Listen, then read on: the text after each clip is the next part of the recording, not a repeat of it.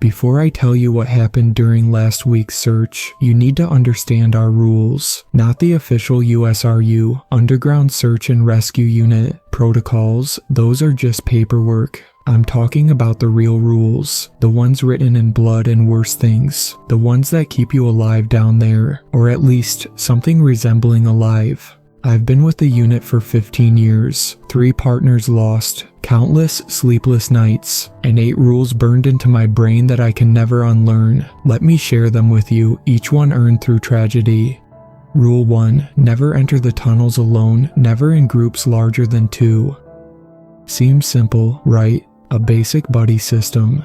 But there's a reason we specifically mandate pairs, no more, no less. In 2016, Team Echo went in as a trio. Standard procedure back then allowed up to 4 officers per team. They were searching for a missing maintenance worker near the old overflow tunnels. Their helmet cams showed the moment it went wrong. Officer Chen checked their 6 and counted their members. 1, 2, 3, 4. Wait, 4? They'd entered as 3. The footage shows them all slowly turning to look at the 4th member. It wore a USRU uniform, had a USRU badge, looked exactly like Officer Martinez from Team Delta, even knew all the recognition codes. But Martinez was on vacation in Florida. The thing smiled at them for exactly 30 seconds before their lights went out. When backup arrived, they found 3 sets of equipment arranged in a perfect triangle. The real Martinez was found drowned in his Florida hotel room. The water in his lungs matched our city's sewer system.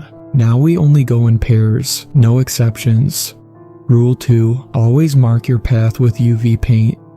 This isn't about finding your way back. Regular paint vanishes down there anyway. Don't ask me how or why. We learned that in '98 when we lost Team Bravo. The UV paint serves 2 purposes. First, it lets us know if the tunnels have shifted. Yes, shifted. The geography down there, it changes. Routes that were straight suddenly curve. Dead ends appear where there were intersections. Ladders lead to solid concrete ceilings that blueprints swear should open into maintenance rooms. Second, and more importantly, we need to know if the markings we're following are really ours. 3 years ago, my old partner Jackson and I found a set of UV arrows identical to our unit's standard markings. They led deeper into an unmapped section. We radioed base to confirm if another team was in the area. All teams were accounted for topside. We watched those arrows for the next hour while securing our section. They changed direction 4 times when we weren't looking. The last time, they formed words. "You're next, Jackson."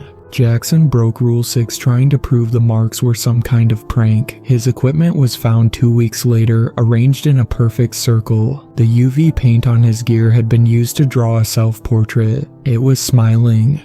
Rule 3. If you hear crying, singing, or children playing, go the opposite direction. This is the hardest rule to follow. Everything in your body, everything that makes you human, screams to help when you hear someone in distress, especially a child. But down here, those instincts will get you killed, or worse. Team Golf learned this the hard way last year. They heard what sounded like a little girl crying near the Northeast Interceptor. The voice called out specifically for Officer Kent, using his daughter's name. "Daddy, Daddy, please help me, I'm scared." Kent's daughter Emily had been dead for 12 years. Kent broke protocol and ran toward the voice. His partner, Rodriguez, followed procedure and retreated while radioing for backup. We found Kent's equipment 3 months later in a section that had been sealed since the 1940s. Everything was arranged in a perfect circle, each item exactly 6 inches apart. In the center was a child's drawing done in UV paint, signed Emily. The next day, Rodriguez's daughter reported hearing Emily's voice coming from her bathroom drain. Rule 4. Never split up, even if someone needs immediate help. This rule feels wrong. Every instinct tells you to split up if someone needs urgent rescue, but those instincts evolved for the surface world. Down here, they'll get you killed. In 2020, officers Chen, no relation to the Chen from 16, and Martinez, no relation to the Florida incident, saw what looked like a drowning victim in one of the overflow channels. Martinez went to help, while Chen maintained position per protocol. The victim looked exactly like a missing college student they'd been searching for. Chen's body cam caught Martinez reaching for the victim. The water was only ankle deep. The drowning person grabbed Martinez's arm and smiled. The smile kept widening until it wrapped completely around their head. We found Martinez's boots 2 days later. They were filled with concrete and floating upright in 6 inches of water. The water around them was flowing upward. Rule 5. If your flashlight starts flickering, you have exactly 30 seconds to reach a junction. This is why we carry exactly 6 flashlights each, not 5, not 7, 6. The number matters, though none of us know why. What we do know is what happens when you don't make it to a junction in time. Officers Brady and Thompson ignored their flickering lights in 2019. They were closing in on what sounded like a missing child, breaking Rule 3 in the process. Their body cams transmitted for 45 seconds after the lights went out completely. The footage shows nothing but darkness, but the audio. Base had to create a new rule after reviewing that footage. Never play back audio recordings from failed rescues. 3 technicians who listened to it went missing within a week. Their apartments were found filled with 6 inches of standing water. Their bathroom mirrors showed reflections that moved independently. The 30-second rule is absolute. Drop everything, run for a junction, and pray your backup light works when the first one dies. Rule 6. If you lose sight of your partner, they're not your partner anymore. This rule cost me my second partner, Sarah Mitchell. We were investigating reports of strange UV markings in the Westbrook tunnel system. Standard sweep pattern, everything by the book. Then her light started flickering. We ran for the nearest junction. She was faster than me, always had been. I lost sight of her around a bend for maybe 3 seconds. When I caught up, she was standing there, smiling. "Lost my backup lights," she said. "Can you help me find them?" Her voice was perfect, her uniform was perfect, her badge number was perfect, but she was standing in 6 inches of water and she cast no reflection. I ran. Her voice followed me, becoming less and less like Sarah with each word. By the time I hit the next junction, it didn't sound human at all. They found her equipment a week later, arranged in a perfect hexagon. Her personal camera was there too, floating upright in 6 inches of water. The memory card contained thousands of photos of her family, all taken after she disappeared. In each photo, something stood in the background, getting closer. The last photo showed it reaching for the camera. Her daughter still swears she sees her mother at her piano recitals, sitting in the back row. The security cameras show an empty seat. Rule 7. Never touch the water if you can help it. The water down there, it's not right. It's always 6 inches deep. Always. Doesn't matter if you're in a sloped tunnel or a drainage chamber. Doesn't matter if there's been a drought or a flood. 6 inches. And it moves wrong. The ripples go the wrong way. Sometimes they move backward. Sometimes they move up. Officer Wong decided to test it back in 2017. He took samples for analysis. The lab results came back impossible. The water had human DNA, all human DNA, from every person who'd ever gone missing in the tunnels. The next day, Wong's house flooded with 6 inches of water. They found him in his basement, perfectly preserved, floating upright. The autopsy showed his body was completely filled with the same water. The medical examiner's report noted that the water seemed to move inside him even after death. Rule 8. If you find something floating upright in the water, do not look at its reflection. This is the newest rule, added last year after what happened to Team Delta. They found a phone floating upright in the water during a routine patrol. Standard procedure was to bag and tag any evidence. Officer Lopez made the mistake of checking its screen while it was still in the water. The screen showed Lopez looking at the phone, but in the reflection, something was standing behind him. He turned around. Nothing there. Looked back at the screen. The thing was closer now. Every time he looked back and forth, it got closer. The body cam footage shows him spinning in circles as the thing in the reflection got closer and closer, even though nothing was visible in the real tunnel. The last frame shows him looking at the phone one final time. Something reaches for him from inside the screen. They never found his body, but every phone in the department started showing his contact info that night. Calling them only produced a sound like running water and distant screaming. These are our rules, 8 simple guidelines that keep us alive down there, or at least something resembling alive. I'm telling you all this because yesterday we got a call about a missing college student. A routine case, should have been simple. But I broke rule 1. I went back in alone, and what I found down there made me realize something terrible. The rules aren't for our protection,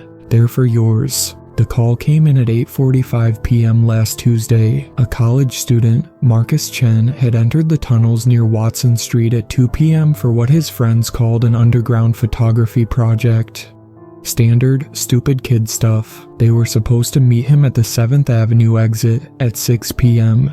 He never showed. My current partner, Lisa Rodriguez, no relation to the Rodriguez from the Emily incident, met me at the entrance. Standard gear check, 6 UV markers each, 6 flashlights each, emergency flares, medkit. I noticed she was wearing the St. Christopher medal her daughter had given her. Religious symbols don't work down there. We learned that in '95, but I didn't have the heart to tell her. Another drunk college kid who couldn't read warning signs, she asked, checking her equipment one last time. If only it had been that simple. The Watson Street entrance was exactly where it should have been. Anyone else would have found that reassuring. But 15 years down here teaches you things. Rule 1 exists because the tunnels like to play along at first. They give you a false sense of security, make you think you're in control. We marked our entry point with UV paint. The standard arrow pointing back to safety, but something felt wrong about how the paint spread across the concrete. It seemed to sink in too deep, like the wall was drinking it. Lisa didn't notice. She was new, relatively speaking. Only 3 years in the unit. Still thought the UV paint was just for navigation. The first 100 yards were textbook, standard grid search pattern, calling out every 30 seconds, marking our path. The water was exactly 6 inches deep as always. I tried not to think about Wong's DNA test results. Then we found the first camera. It was floating upright in the water, already a violation of Rule 8. One of those expensive DSLRs. Lisa reached for it before I could stop her. Wait, I grabbed her arm. Remember Rule 8? She pulled back, nodding. We used a pole from our kit to fish it out, careful not to look at any reflective surfaces. The memory card was intact. Protocol said to bag it and review topside, but something about that floating camera set off every alarm bell in my veteran brain. We checked the photos right there. The first few were normal, artistic shots of tunnel entrances, water patterns, ancient brickwork, classic urban explorer stuff. Then we got to photo 37, Marcus taking a selfie in a tunnel junction, but in the background, maybe 30 feet behind him, something was standing in the shadows. The flash hadn't illuminated it properly, leaving just a vague, tall shape. Could have been a trick of the light. Photo 38. Same junction, same selfie pose. The shape was closer, maybe 20 feet now. Photo 39, 15 feet. Photo 40, 10 feet. Photo 41, 5 feet. The thing was still mostly shadow, but you could make out wrong proportions. Arms too long, neck bent at an impossible angle, skin that seemed to glow like UV paint.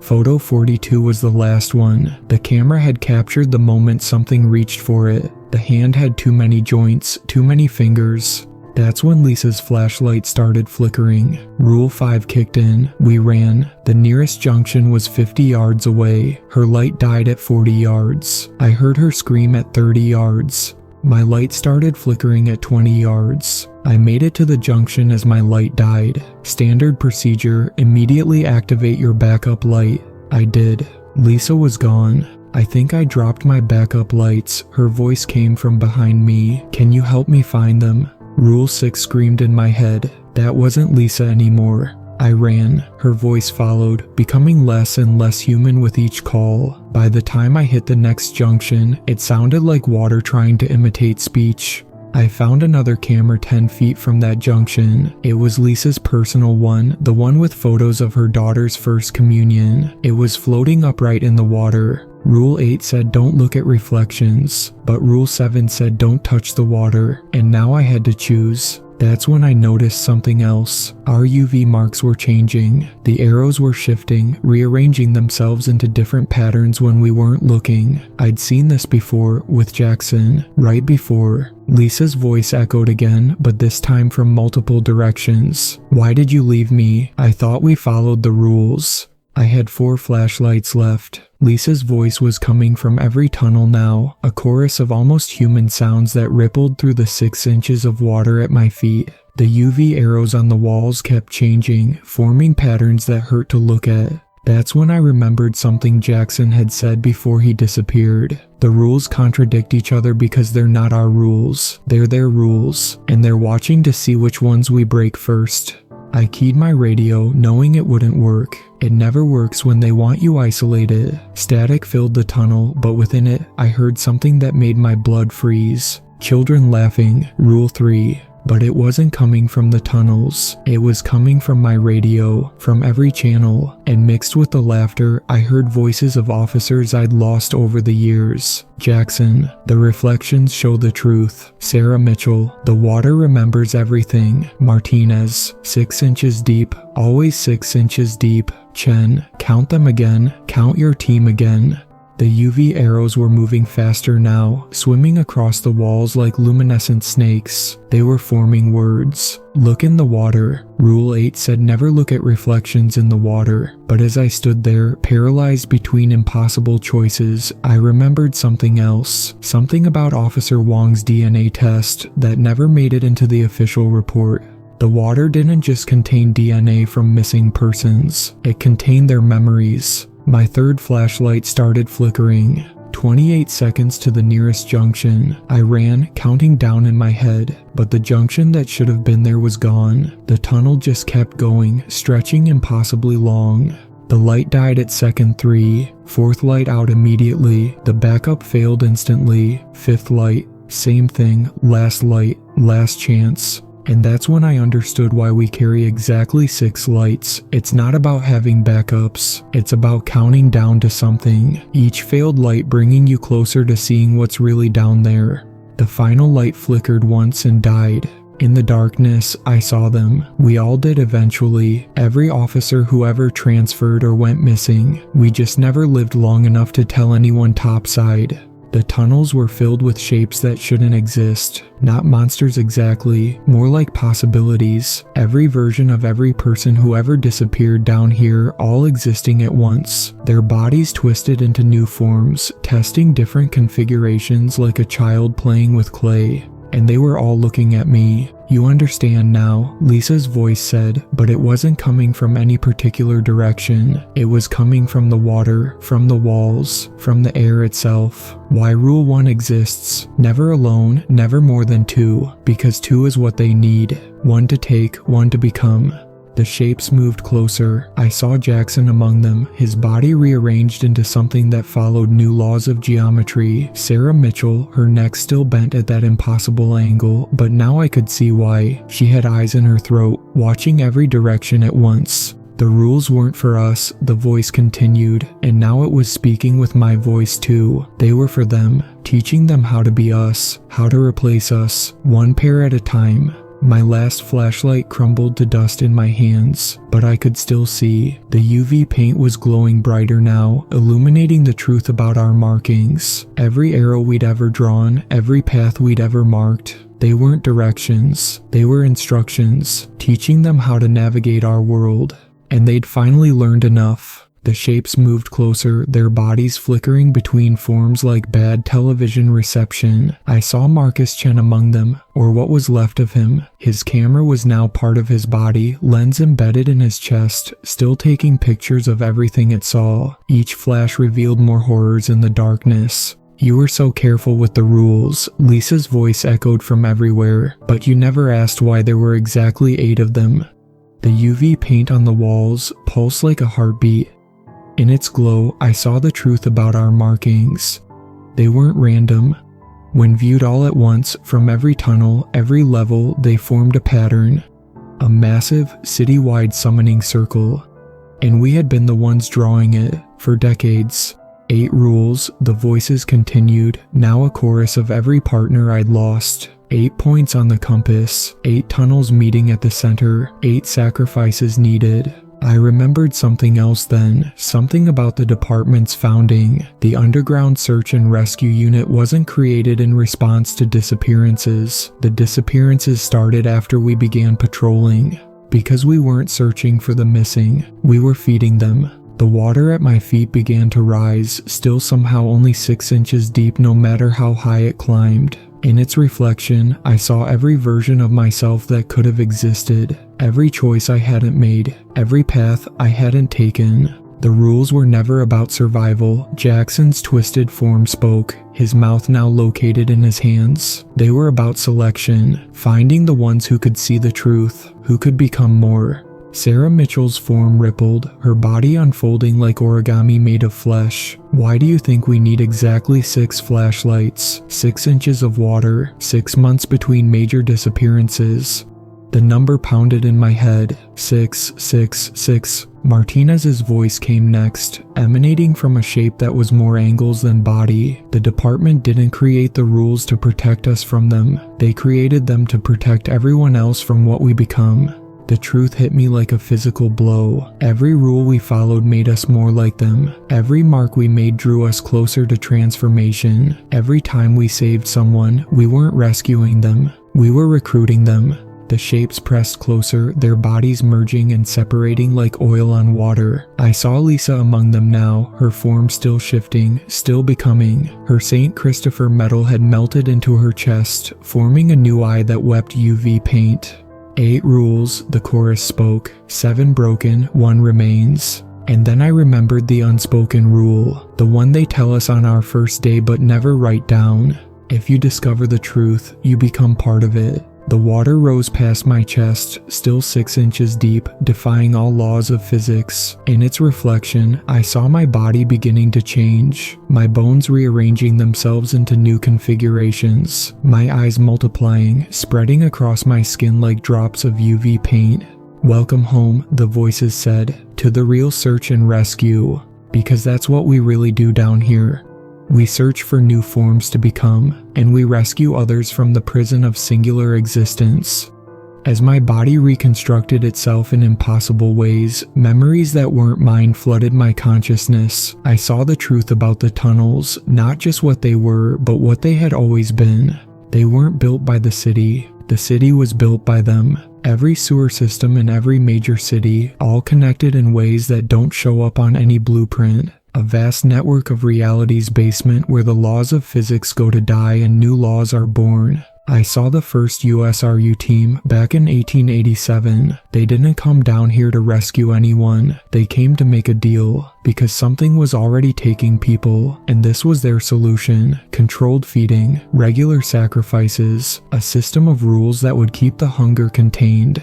But they didn't understand what they were dealing with. The hunger was never for flesh, the chorus of voices explained as my bones turned to liquid and reformed. It was for possibility, for potential, for change.